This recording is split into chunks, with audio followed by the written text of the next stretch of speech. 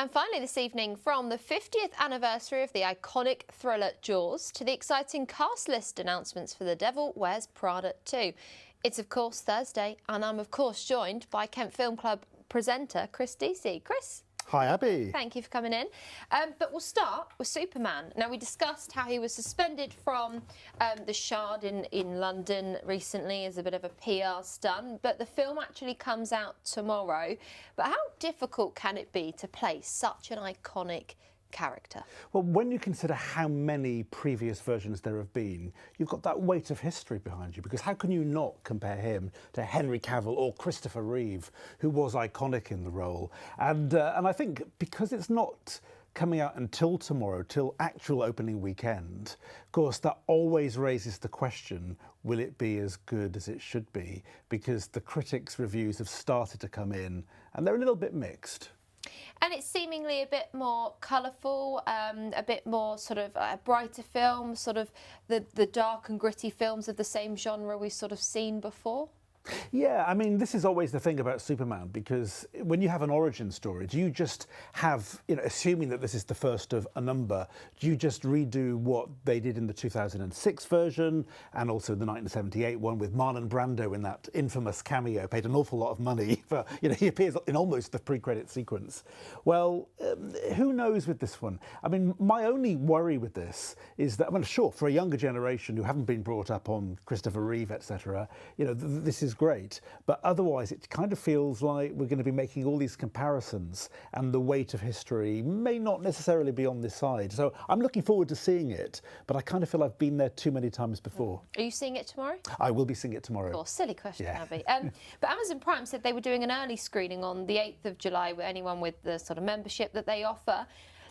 What do you think about that kind of thing and the sort of the pre-screening, but it not being in the cinema? Oh, and there's so much of that now with films that are often released, like Knives Out, or the sequel to that anyway, which came out, the Glass Onion film, which came out for a week in the cinema, literally a week. And actually it meant the audiences were packed, and then it disappeared. So you couldn't buy tickets after the first week, and it went straight to streaming. So I think it's just the world that we live in now, that, people will often choose to watch those films. I mean, the Scorsese film that came out in 2019 was in the same kind of bracket, 3.5 hours long. Some people, even staff in the cinema at the Curzon in Canterbury, said they would rather watch it on the small screen, because to watch it without any break for 3.5 hours was going to be quite, particularly on one's bladder, it's actually really hard to sit for that long. So there is an advantage with watching things on the small screen. Yeah, and the impact on the cinema sales as well. Are they selling lots of big drinks as well if you're sitting there for so long? Well, I went in and I remember, and it's funny because I always have a coffee, and they said, "You're not having coffee tonight, Chris?" And I said, "Look, it's a 3.5 hour film." And I spent the whole time thinking, I've got people on my left, people on my right. What if I need to break out? And I shouldn't be thinking that with a long film. Exactly that. Okay, we're going to move on just slightly. A film adapted from a book, The Salt Path. It's based on a true story, but it's been hit with some controversy. Now, it follows the story of a British couple who dealt with poverty and homelessness while travelling along the south-west coast path. But The Observer have claimed that many aspects of the book were in fact exaggerated.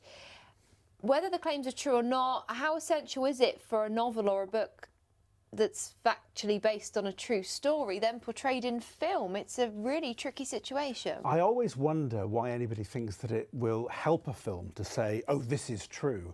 Because I remember the Coen brothers, when Fargo came out, they said, this is based on true events. And of course it was all nonsense. And you're watching it, about 10 minutes in, you're thinking, we know that that's nonsense, but we're hooked. And the trouble with The Salt Path is that it bears a resemblance to too many other films. I felt it was a bit pedestrian, that's my pun, because they're on a walking path.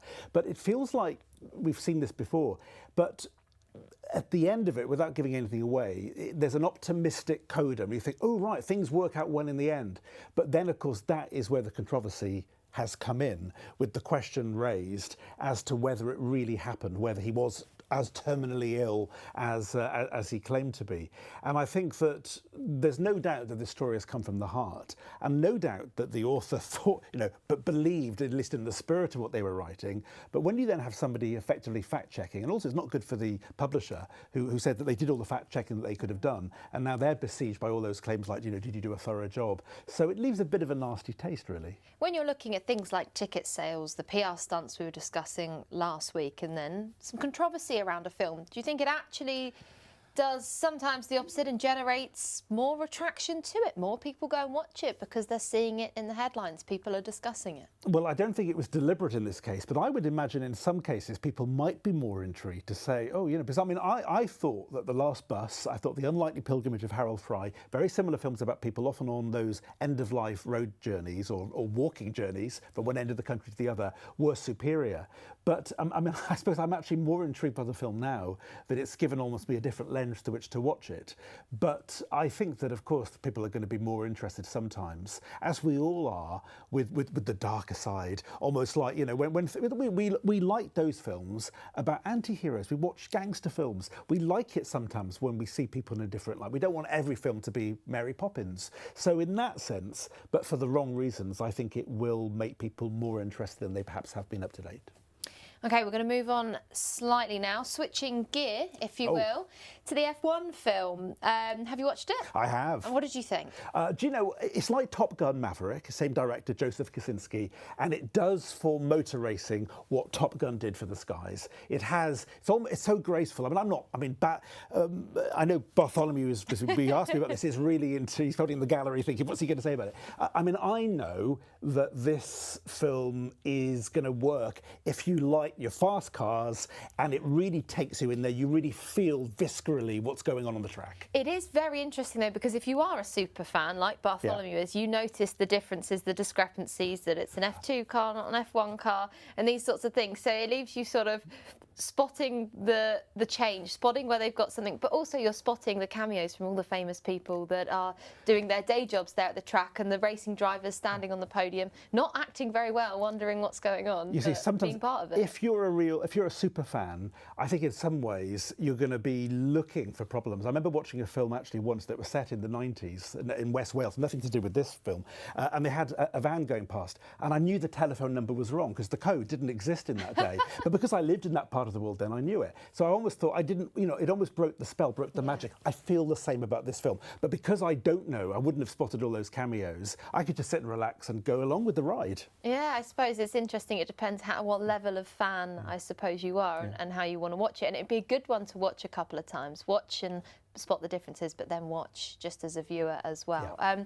Chris, we've not got long left, but tell me, what have you got coming up on Kent Film Club? Who have you been speaking to recently? Well, the most recent episode is with Alfie Jepp, and I have a confession to make, because he chose Whiplash as his favourite film, and I saw it last night for the first time on the big screen, because it was showing in Dover, and I was blown away. It was intense. It's not an experience I'm ever going to forget again, but about obsession and drive. A different sort of drive, but similar to F1.